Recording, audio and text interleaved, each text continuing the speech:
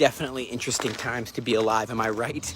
When you have to have the U.S. House of Representatives pass the Bipartisan Anti-Semitism Awareness Act with a vote of 320 to 91, so 91 people opposed this.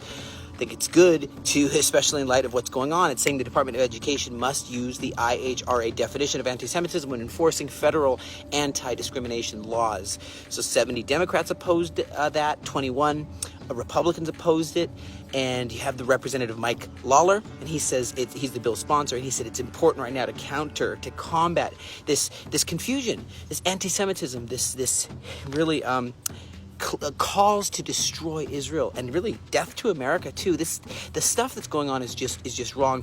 You have Jerry Nadler, he's a representative that opposed the bill, and he said it's too broad. It's okay to criticize Israel, but it shouldn't be automatically considered discrimination. I agree. Hey, critical thinking is what you're supposed to do in all countries. But there's a difference between that and what's going on in Columbia University, the City College of New York, UCLA, Yale University. What's going on there is absolutely diabolical. To say from the river to the sea, to chant that, to chant Antifada, Antifada. Jihad, to chant, we don't want a two-state, we want we want to go back to 48, before 48, and the stuff that was being said there is calling for the destruction of all of Israel and death to America as well. So the times really are intense. We're looking at Lebanon, we're looking at what's going on in Lebanon, and we're saying, will there be that Lebanon war? Israel's foreign minister, Israel Katz, he says we must push them back. If they won't retreat to the north of the Litani River, we must push them back there. Israel Katz, our foreign minister, he says it's important to abide by the UN resolution saying that Hezbollah terror group has to withdraw from their underground fortresses and go back behind the Litani River. That's like 40 kilometers in or something.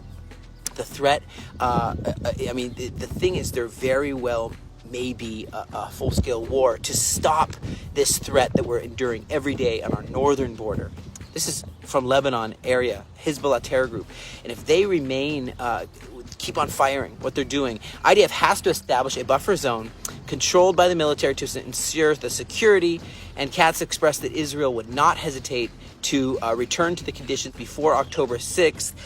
We can't just have this head in the sand. We can't just be an ostrich with our head in the sand and say, hey, if they stop shooting for a minute and we stop and everyone just stops, and all their attack drones that they're building up, all the caches of weapons and rockets and rockets that can hit almost everywhere in Israel, we're just going to put our head in the sand. We're not doing that again. They have to retreat.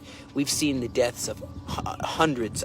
So many have died because of this terror group, and we're going to have to move into Lebanon if they won't move back. People can't go back to their homes. There's tens of thousands of people displaced from their homes. Let's count the Omer count, and let's pray in these times of the harvest that a great move of God will happen. This 50-day count, the first fruits, up till Pentecost, it's really Penta means 50 in Greek. Cost means count. And we're counting the Omer. Baruch atah Adonai Eloheinu melech haolam asher kitshanu v'tzivanu al sfirat ha'omer. Blessed are you, Lord our God, King of the universe, who has sanctified us and commanded us concerning counting the Omer.